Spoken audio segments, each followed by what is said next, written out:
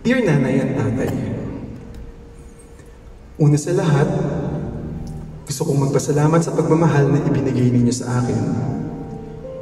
It was so unconditional in every sense of the word. Napaka-bless ko dahil kayo ang mga naging magulang ko. Sa totoo lang, hindi ko alam kung paano magpatuloy at magsimula muli na wala kayong dalawa. In 4 days, magbe-birthday na ako ulit. Ito na yata yung pinakamalungkot kong birthday.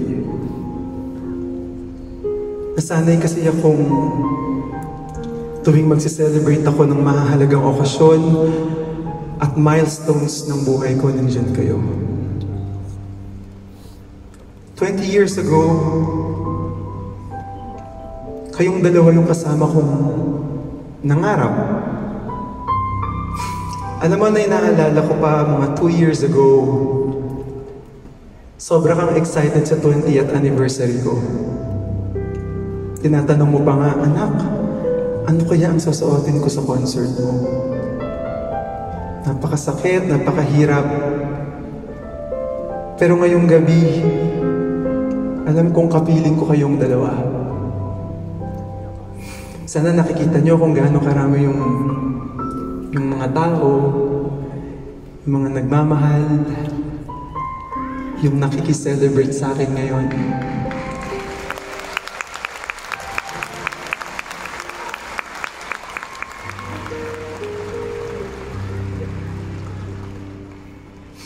I hope I continue to make you proud.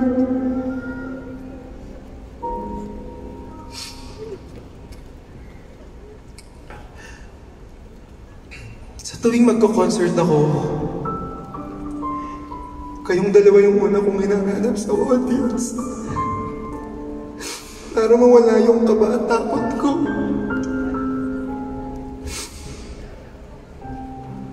Pero ngayon, wala nang nakaupo sa dalawang special seats na laging naka-reserve para sa inyo.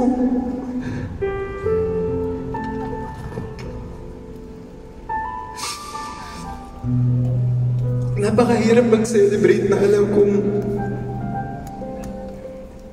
hindi ko na kayo makakasama kailanman. Pero pinili kong ituloy ang concert na ito dahil alam kong ito ang gusto ninyo. To honor and share the gift that God has given me. Tay-Nay, I promise to take care of myself and continue to be strong for our family. I promise to continue your legacy of love, humility, and gratitude. Kung ano ko ngayon, dahil po yan sa inyong dalawa. Wala man kayong dalawa sa harapan ko ngayon, I promise that you will have the best seats in my heart forever. Mahal na mahal ko kayong dalawa. Sobra.